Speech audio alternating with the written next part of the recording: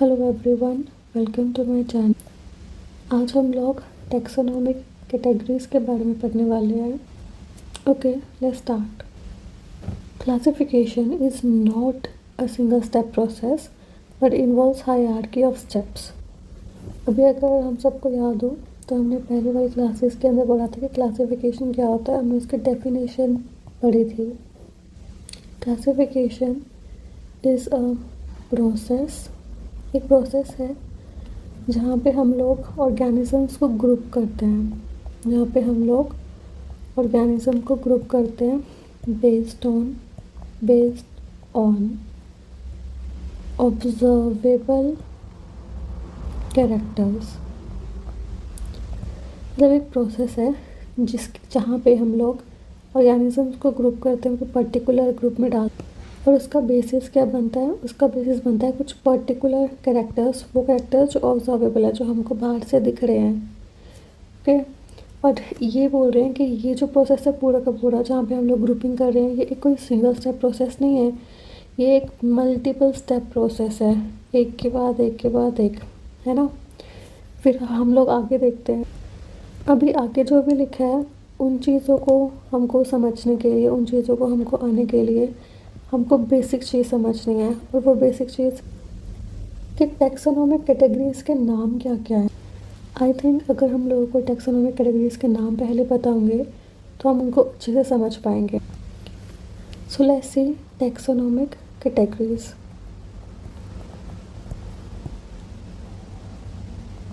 GORIES, taxonomic categories.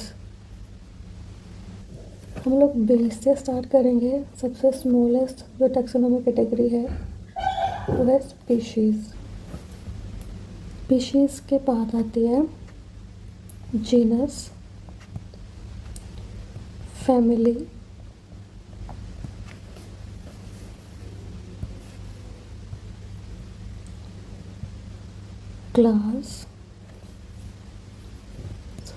Order, class, phylum या फिर division, और सबसे ऊपर जो सबसे बिगेस्ट टैक्सोनॉमिक कैटेगरी है दैट इज़ किंगडम। ओके, तो हमने क्या पढ़ा? सबसे नीचे है स्पीशीज़ के बाद genus, family, order, class, phylum, division and kingdom. अगर इसको हमको याद करना है तो हम लोग इसको ऐसे याद कर सकते हैं। सबसे बिगेस्ट जो किंगडम है वो तो हमको याद ही रहता है। किंगडम के बाद आता है फाइलम, ठीक है। इसको एक सीक्वेंस में याद करो, class, order, family, genus, class, order, family, genus, class, order, family, genus, last में सबसे स्मॉलेस्ट जो है दैट इज़ स्पीशीज़। तो जो हमने अरेंजमेंट की है फ्रॉम स्पीशीज़ टू जीनस, या फिर जीनस से फैमिली, या फिर order, then class, then phylum and then kingdom, ये जो अरेंजमेंट किया हमने, दिस ओवरऑल अरेंजमेंट, इसको हम लोग ने बोला कि टैक्सोनॉमिक अरेंजमेंट है। और टैक्सोनॉमिक अरेंजमेंट के अंदर जो ये डिफरेंट कैटेगरीज बन गई हैं, जैसे कि स्पीशीज़ एक कैटेगरी है, जीनस एक कैटेगरी है, फैमिली एक कैटेगरी है, ऑर्डर एक कैटेगरी है, क्लास एक कैटेगरी है, डिवीज़न एंड फाइलम ये प्लांट्स एंड एनिमल्स के अंदर अलग अलग होते हैं, इसलिए हमने यहाँ पे 2 लिखा है, ये एक कैटेगरी है, और किंगडम एक कैटेगरी है। तो देयर आर ओवरऑल 1 2 3 4 5 6 7 कैटेगरीज। इन कैटेगरीज को इंडिविजुअली हम लोग बोलते हैं टैक्सोनॉमिक कैटेगरी। ओके, और ये सारे के सारे मिलके एक हायरार्की बनाती हैं। ये सारे के सारे मिलके एक टैक्सोनॉमिक हायरार्की बनाती हैं। अब हायरार्की जो वर्ड है भाई हमको बताता है कि किसी की पोजीशन क्या है। हायरार्की का मतलब क्या होता है? हायरार्की का मतलब होता है कि चीज़ों की पोजीशन क्या है। जैसे कि सबसे ऊपर अगर कोई मान लो कि राज्य है, ठीक है, तो उसके सबसे बड़ा कौन है? राजा है, जो किंग है वो सबसे ऊपर है, फिर सेनापति, ठीक है, फिर उसके अंदर सैनिक होंगे, और लास्ट में जहाँ पे जनता रह रही है वो होगी। तो ऐसे ही जो ये होता है यहाँ पे टैक्सोनॉमिक हायरार्की है कि स्पीशीज़ जो है मिलके जीनस बनाएंगी, फिर फैमिली बनेगी उनसे, वो मिलके ऑर्डर बनाएंगे उनसे, classes, division and then kingdom बन जाएगा। तो ये हमारी हायरार्की हो गई है ना। तो क्या होता है कि हर एक कैटेगरी जो इसके अंदर है उनको हमने बोल दिया टैक्सोनॉमिक कैटेगरी, और जो अरेंजमेंट बनी है इस अरेंजमेंट को हमने बोल दिया टैक्सोनॉमिक हायरार्की। और यहाँ पे हर एक जो कैटेगरी है वो रिप्रेजेंट करती है रैंक को। हर एक कैटेगरी एक रैंक रिप्रेजेंट करती है जिसको हम लोग टैक्सॉन बोलते हैं। और अगर हम लोग एक से ज़्यादा रैंक की बात करें तो उसको हम लोग टैक्सा बोलेंगे। हर एक कैटेगरी एक रैंक रिप्रेजेंट करती है जिसको हम लोग टैक्सॉन बोलते हैं, ठीक है। इसको क्लियर समझने के लिए वो कुछ चीज़ें जाननी पड़ेंगी कि एक्चुअली में डिफरेंस क्या है, एक टैक्सॉन के अंदर और एक कैटेगरी के अंदर। ओके, हमें बोला कि कैटेगरी जो है वो टैक्सॉन बनाते हैं, वो रिप्रेजेंट करते हैं टैक्सॉन को, ठीक है। तो हम समझ सकते हैं कि बीच में डिफरेंस क्या है। Taxon and category. कैटेगरी तो हमने अभी पढ़ी है that there are seven taxonomic categories, okay. और जो टैक्सॉन होता है ये रिप्रेजेंट करता है real group of organisms, okay. ये ना हमको एग्जाम्पल से अच्छे समझ में आएगा, ठीक है। तो हम लोग यहाँ पे एग्जाम्पल लेते हैं। एग्जाम्पल हमने लिया कैट का, ठीक है। कैट जो है ये एक टैक्सॉन है और कैटेगरी क्या हुई, स्पीशीज़। एक्चुअली में कैट का जो साइंटिफिक नेम है वो कुछ और होगा, बट एज एन इंडिविजुअल ये कैट रिप्रेजेंट कर रही है एक स्पीशीज़ को, ओके। नेक्स्ट हम लोग लेते हैं पैंथरा। पैंथरा जो है वो एक जीनस को रिप्रेजेंट करते हैं, ओके। एंजियोस्पर्म्स डिवीज़न है, एंजियोस्पर्म एक डिवीज़न है। जिम्नोस्पर्म्स ये भी एक डिवीज़न है। जो मैमल्स हैं ये एक क्लास है और पॉलिनोमियल्स ये एक ऑर्डर है, ठीक। अब यहाँ पे जो कैट है, पैंथरा है, एंजियोस्पर्म्स है, जिम्नोस्पर्म्स है, मैमल्स है, पॉलिनोमियल्स है, ये क्या है, ये एक रियल ग्रुप को रिप्रेजेंट कर रहा है। ये एक रियल ग्रुप को रिप्रेजेंट कर रहा है, तो ये इसको हम लोग टैक्सॉन बोलते हैं। अभी जो जैसे कि हमने बोला कि इनकी कैटेगरी क्या है, भाई पैंथरा है पर ये जीनस रिप्रेजेंट कर रहा है, तो जीनस कैटेगरी हो गई है और पैंथरा जो है वो टैक्सॉन हो गया है। एंजियोस्पर्म, जिम्नोस्पर्म ये रियल ग्रुप ऑफ ऑर्गेनिज्म है, पर एक्चुअली में एंजियोस्पर्म और जिम्नोस्पर्म एक डिवीजन को रिप्रेजेंट करते हैं, है ना। मैमल्स जो है ये रियल ग्रुप ऑफ ऑर्गेनिज्म है बट ये क्लास रिप्रेजेंट करते हैं। तो जो ये रिप्रेजेंट कर रहे हैं दैट इज़ अ कैटेगरी, है ना। रियल ग्रुप ऑफ ऑर्गेनिज्म ये हमारे टैक्सॉन हुआ और जो ये रिप्रेजेंट किया ये हमारी कैटेगरी हो गई है। देयर आर 7 टैक्सोनॉमिक कैटेगरीज जो हमने अभी भी पढ़ी हैं, ओके। अभी हम लोग आगे बढ़ते हैं। आई होप आप सबको ये क्लियर हो गया है जो हमने अभी पढ़ा है। अभी यहाँ पे एनसीईआरटी में एक चीज़ बोली गई है इंसेक्ट्स को लेके। यहाँ पे एग्जाम्पल दिया गया है इंसेक्ट्स का और ये बोला गया है कि जो इंसेक्ट्स हैं उन सबका एक कॉमन फीचर है, कि उनके पास 3 पेयर्स ऑफ जॉइंट लेग्स होते हैं, ओके।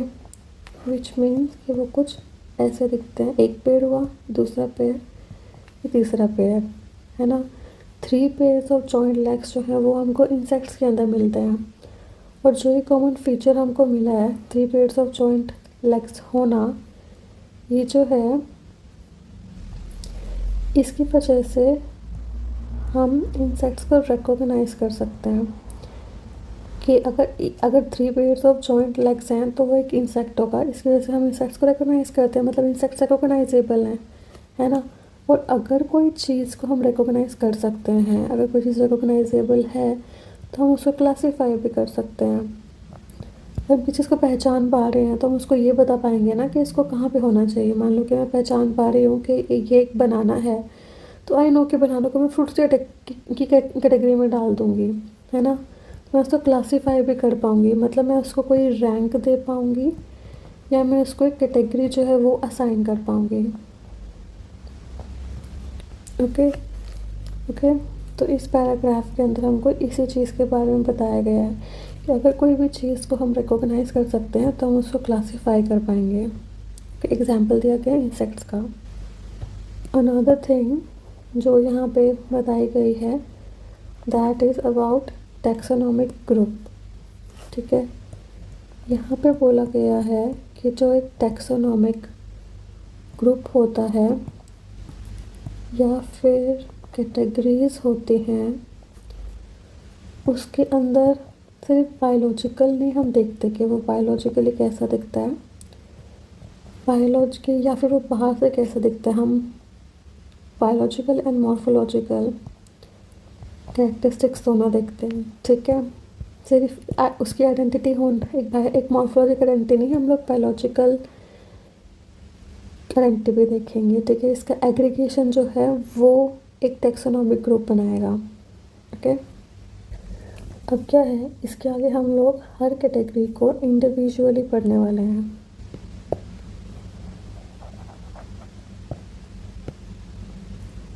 जो species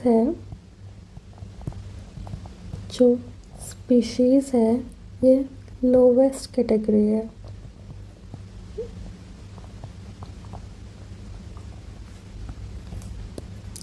a group of individual organism जिनके अंदर कुछ फंडामेंटल सिमिलैरिटीज़ हैं, मतलब जो बिल्कुल बेस से सिमिलर हैं, उनको हम लोगों ने बोल दिया स्पीशीज़। और हम एक स्पीशीज़ को डिस्टिंग्विश कर सकते हैं, हम उसको अलग कर सकते हैं अदर स्पीशीज़ से कि एक स्पीशीज़ दूसरी से कैसे अलग है। ये हम लोग पता लगा सकते हैं कुछ कैरेक्टर्स के बेसिस पे, कुछ मॉर्फोलॉजिकल कैरेक्टर्स के बेसिस पे। मॉर्फोलॉजिकल का मतलब होता है जो हमको सामने दिख रहा है। ओके, मॉर्फोलॉजिकल जो वर्ड है उसका मतलब होता है वो कैरेक्टर्स जो हमको सामने दिख रहे हैं, है ना।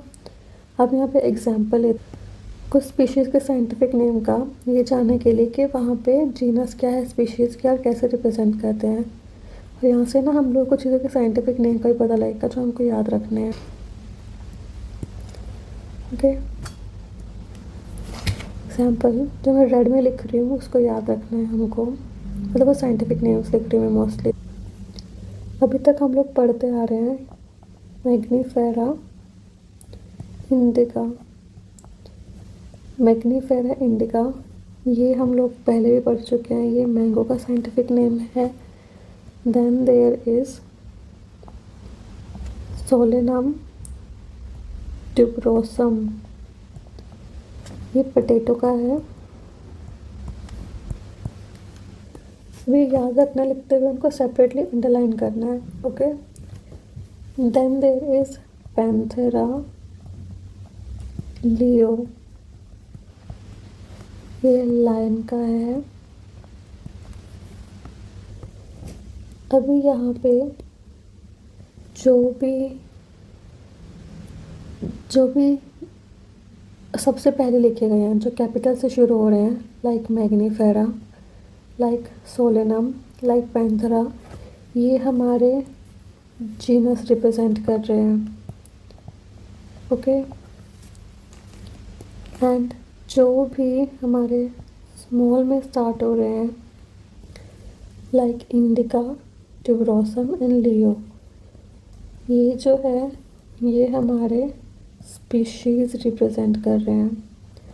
तो जो बेसिक जो सबसे बेसिक हमारी कैटेगरी आ जाती है वो स्पीशीज़ है। क्योंकि क्या होता है कि हर जीनस जो है, हर जीनस नहीं, मतलब एक जीनस